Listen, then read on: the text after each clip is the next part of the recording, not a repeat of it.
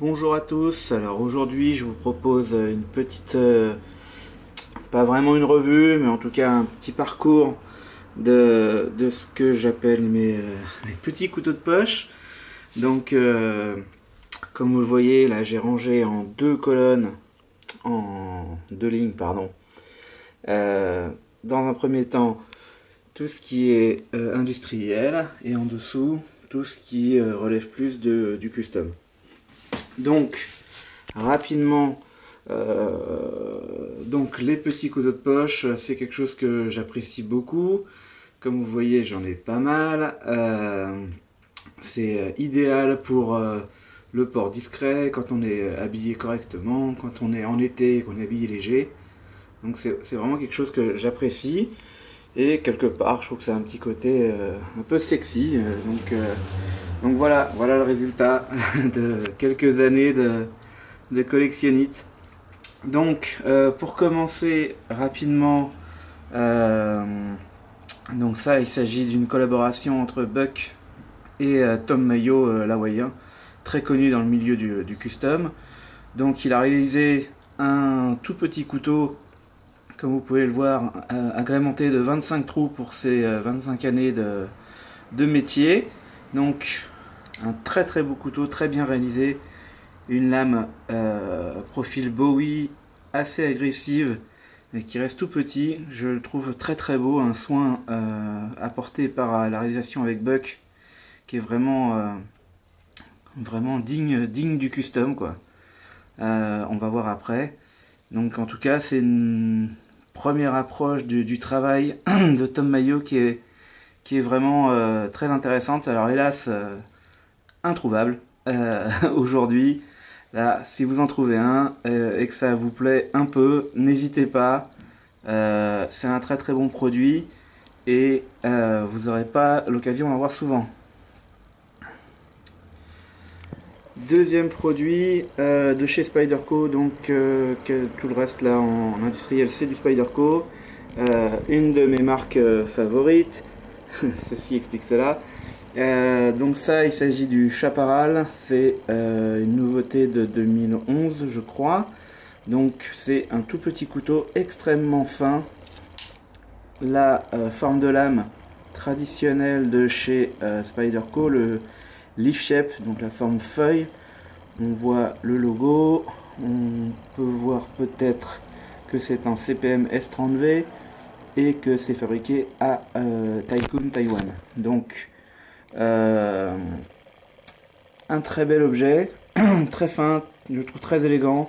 Au niveau du design, on a un mélange entre trois produits qui ont fait les succès de la marque. Donc on distingue facilement le lien de parenté avec le Sage, bon, que j'ai pas sous la main mais un jour j'en ferai peut-être une vidéo. On voit un lien de parenté avec la série Native, notamment le Native 5 reprend cette forme là, cette forme ici, et c'est aussi un low-back. Et enfin on retrouve des relents du Manix 2 avec cette forme de rampe là avec les petits crantages. On a une lame donc très fine en S30V, ça coupe évidemment très bien et je dirais que c'est vraiment la quintessence du petit couteau de poche. Ici quelque chose d'un petit peu plus particulier, tout le monde n'aime pas évidemment. Il s'agit du Balance, donc c'est designé par Headchamp. Donc comme vous le voyez, il porte son nom dû au fait qu'il est symétrique, donc il est équilibré, balance. Donc on voit ici, je sais pas si on voit vraiment, le logo de Headchamp, donc c'est des épis de maïs. Et un tout petit couteau très étrange, donc un petit kukri, une lame qui doit faire à peine 2 cm. Donc c'est vraiment, là je dirais plus un outil de bureau. C'est vraiment fait, hop, ouverture d'enveloppe, ouverture de paquet. Ça peut pas servir à grand chose d'autre, si ce n'est à attirer un petit peu l'attention quand même quand on le sort, parce que c'est quelque chose qui sort des lignes traditionnelles. Prise en main 3 doigts qui est plutôt agréable. J'ai viré le clip parce que c'était pas très gêne. Surtout pour un petit couteau comme ça, on le glisse dans la poche du pot et ça fait la blague. Ensuite, un modèle qui est assez ancien, donc ça c'est un Sprint Run du Meerkat. Donc ça faisait partie de la série le 4, le Meerkat et le troisième, le Chicago, qui ont été ressortis. Les versions d'origine étaient en carbone. Les nouvelles versions qui sont sorties en acier 440C font maintenant en manche FRN. Celui-ci c'est un FRN, mais il dispose d'un verrouillage dit Phantom Lock.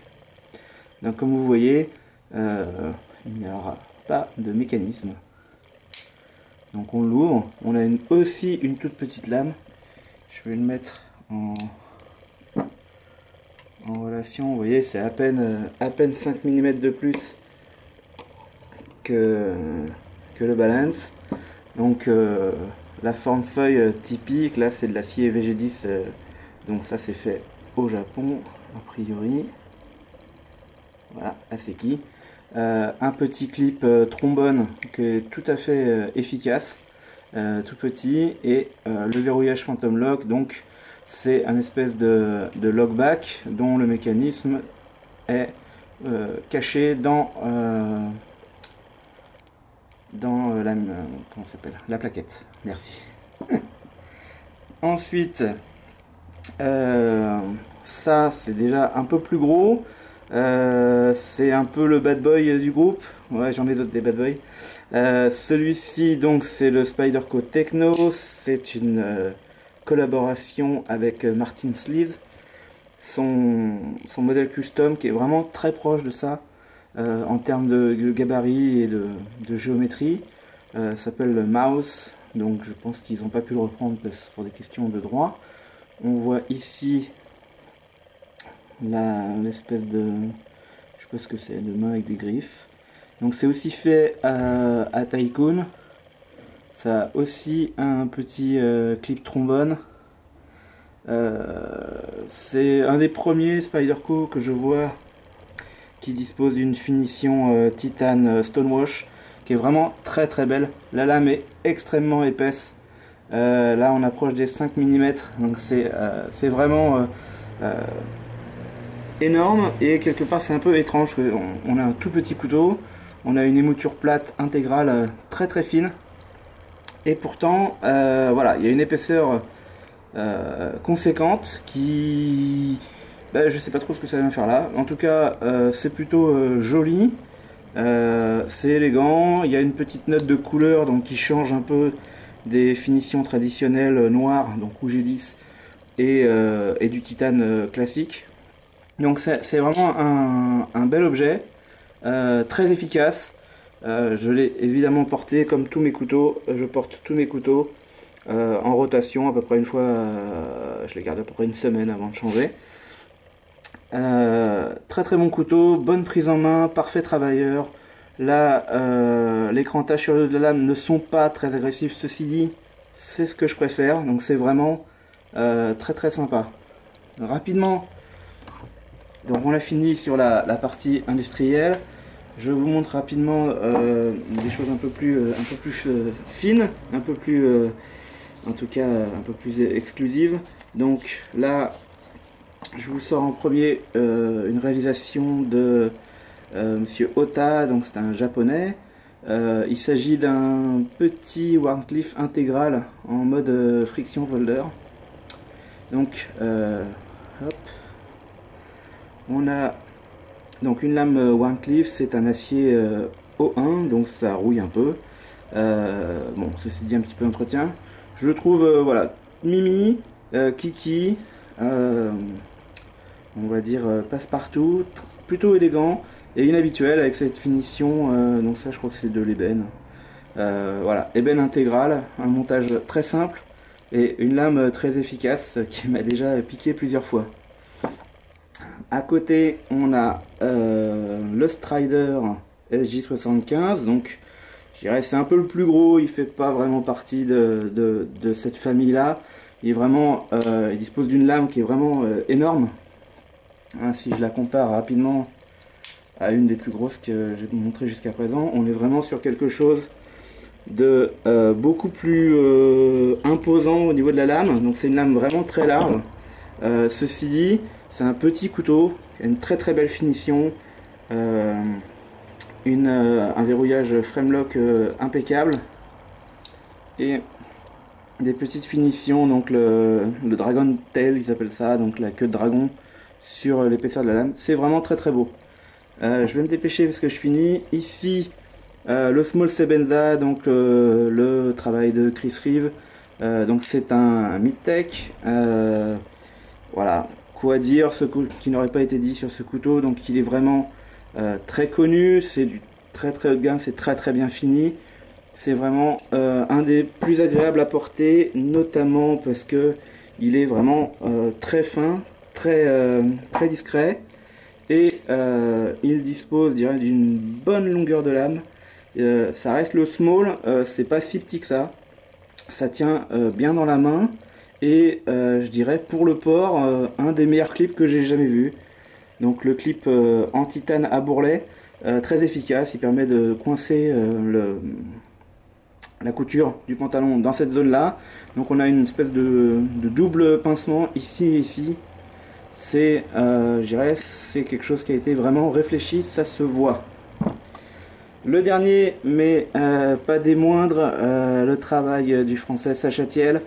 Donc ici on est sur une réalisation custom sans clip ceinture. Donc ça se met dans la poche Zippo. On a un insert en carbone, la signature de Sacha, et on a un très très beau finition. Je sais pas si on va le voir.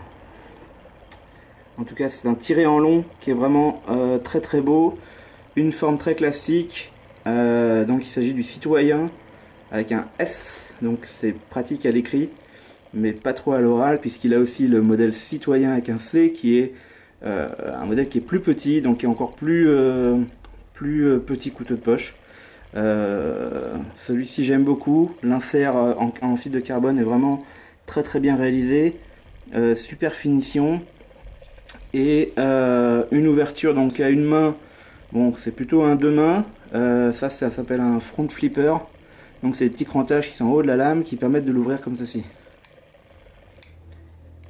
Un couteau que j'adore, que je n'ai pas encore beaucoup porté, mais avec les beaux jours, je vais revenir sur les beaux couteaux, les couteaux légers et élégants, donc il aura son tour. Et ben merci de votre attention, et je vous souhaite et je vous dis à très bientôt, bon week-end à tous et à plus.